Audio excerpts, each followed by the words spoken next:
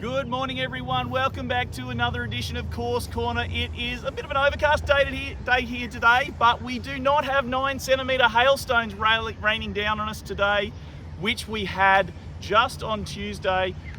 So it's obviously a big week here at the course of cleanup, but we're here to talk about all the things that have been going on. So we are out here at the new turf nursery. So why don't we have a chat to Peter McNamara about all the things that he's done out here and get a better update on what's going on the new turf nursery. All right, so I found Pete. Pete's been doing some massive work around the course in the last little while, and we'll start on the new turf nursery. So Pete, you've got a great new turf nursery here, around 600 square metres? Yeah, so Simon, the old nursery up at the 8th, it effectively lasted its life where we had used those plugs into the aprons and sort of those collars on the greens where we get turf loss. So we've decided to build a new turf nursery up here. We're right next to the 11th tee, 600 square metres. We put drainage in, USGA sand up to 300 mil, and for 400 square metres we've gone 328, and we've actually doing a trial of Tiff Eagle for 100 square metres. Just going to use this opportunity to have a look at Tiff Eagle under our conditions, surrounded by trees here at this nursery here. So really get an understanding of how Tiff Eagle works in this environment. Fantastic. Now, not everyone in our community will know what the difference is. They just think it's grass. So the 328 that we've got, 328 is what we've got on our current greens? Yeah, so 328, you know, the history of 328, it's probably one of the oldest greens grass, originating in America and then coming up to Australia. So Tiff Eagle, which we're sort of doing this trial on this right hand side here, which is what we call a newer ultra dwarf. So 328 is known for mutating, which means it can send off different strands. They can look different in the same patch of the green. Whereas Tiff Eagle, under those conditions and radiation, they do not mutate or anything like that. Well, why don't we take a wander over? So this is the 328 that we're walking across here.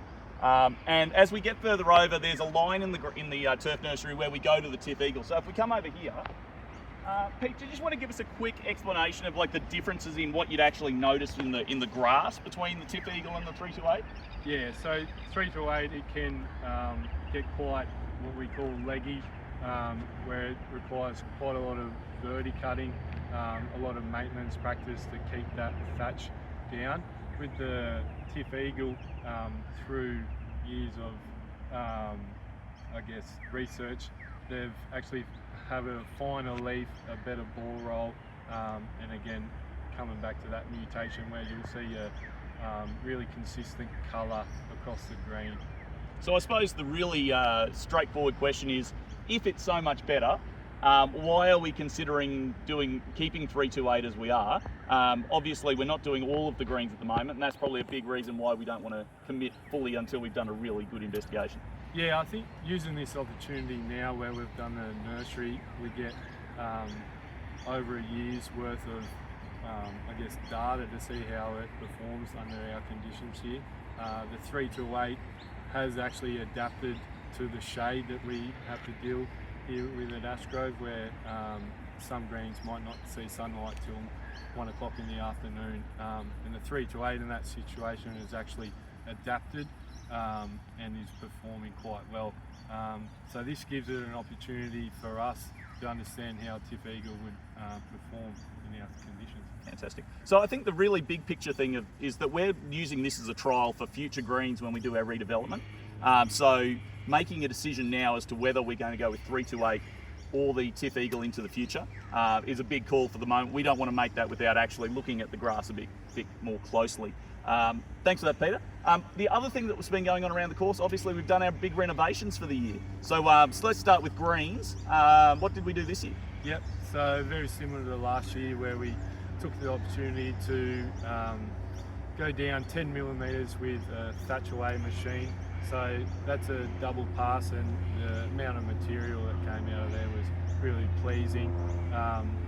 With the cyclone earlier this year, we weren't able to do our secondary renovation, so the thatch levels that we built up was down to 12 mil. So being able to do this practice just a month ago has really set us up well for summer, and something that we'll just keep an eye on moving throughout the summer, and then that will determine how hard we will need to go in March next year. Just to sort of quickly explain, now when we mow the greens, at the moment we're mowing at around about 3.5 millimetres? Or? Post renovation is sort of 3.75, but yeah, regular is 3.5. So when you say it's 12 millimetres, so that's actually below the surface that we'd actually say we're cutting. So that's actually growing into the root base, so we're actually going into that and ripping it up a bit too. Yeah, so members would have seen the week leading after that we sort of had quite significant indentations in the greens. So what that is doing is they're verti-cutting, so they're removing the thatch matter that is below the surface. It's a really big sort of, I guess, environment that diseases like to harbour in. So removing all that material as we move into the summer and the climate that we've sort of experienced over these couple of weeks gives a good opportunity that we can't sort of get a big disease outbreak.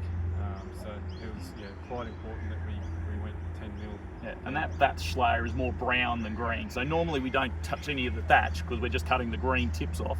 So this is the only opportunity we actually get to get and aerate the surface. Now the other big thing that we've done in the last couple of weeks is that we had our aggravator out here again, which goes through our fairways and digs some holes and shatters the profile a bit. Do you want to give us a quick rundown on our progress there? Yeah, so for the past 4 to 5 years we've used the aggravator on the fairways, which essentially helps create the surface that we can then break up the organic matter and again the thatch that we accumulate in our fairways. So if you sort of have a look at some of those fairways now, being able to apply fertiliser post the aggravator, it gives it a chance to get past that thatch layer into the soil and then be uptaken by the roots. So it, especially in our conditions here at Ashgrove, where we have quite a lot of rock and sort of hard clay pan, breaking that top surface up is really beneficial. Fantastic. Well, here on the practice nursery here, turf nursery here, this is at 4 weeks. So we're 4 weeks into the Tiff Eagle is 3 weeks, so we laid them slightly separately. So the coverage is coming through quite well. We've got another 2 months or so before this would be ready, you would say? Yeah, so the first 3 or 4 weeks, what we're trying to do is just supply the plant, so the leaves, with the nutritions that it needs, so then we can effectively get it to grow in. Those stolons start sending runners across, and then we start building some density in the turf. So yeah, 4 weeks on the 3 to 8 at the moment, so we'll continue with our nutrition program of growing those in, and then once we get a good coverage all across this nursery, we'll look to then mow, and then once we start the mowing process at around probably 5 to 6 mil, then we can start bringing in some sand, some top dressing of sand, which again is going to give that plant an area that it can start to grow in and close in, and then look like a green. Fantastic. Well, I think the biggest thing for us is that we want to understand how long it takes us to get from basically bare ground to a grown-in green when we do our redevelopment. And so that's really why this is an important part of our works at the moment, to see how long we actually need from the moment we lay to the moment we can play, so we can give members really good advice on how our program would go. Let's have a bit of a chat about the future. All right, so great update from Peter. The thing that people keep on asking is, where are we at with the redevelopment? So we have been doing a ton of work behind the scenes to try and get us to a position where when money comes through from our development partners, we can actually move. So the big thing that we've been looking at is, what does the new design look like? How are we going to make the course playable for members? And how do we get to a position that we're ready? So the first thing that we've been looking for is new temporary green locations. Now, we haven't finalised where they are, but if you're a guessing person, I reckon there might be one that sits around here in the future. If you can work out where you are, good on you. We're going to build the new temporary greens the same way that our greens are built. So you'll have proper temporary greens to play on rather than mown in fairways. because you're going to be playing on them for a while, and we want our members to be as satisfied as we can. We'll go through that process and we'll get more advice to you when we have it. On the construction side of things, we've submitted documentation to Council and to State Government in regards to the construction of the fairway cutting and various things like that, and are in the process now of getting those approvals through. We've got all of our approvals for the basic shaping outside of areas that go over the power link cordon, which we'll talk about more in the future. But the big thing at the moment is we are in the process of getting NAL approval. If you know anything about working with trees in Brisbane, that's with Council at the moment. So we're making big progress. We've got most of the basic design of the course sorted out. So what you've seen on the plans today is going forward as it is.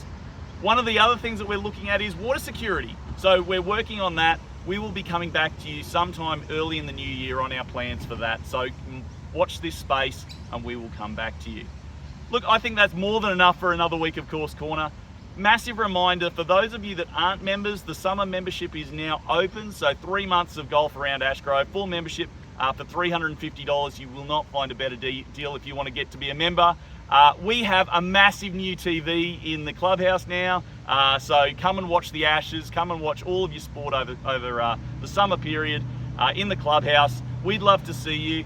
Look, it is a muggy day here at Ashgrove, but it is fantastic. The surfaces look great. We would love to see you. And so until next time, we'll see you soon from Course Corner.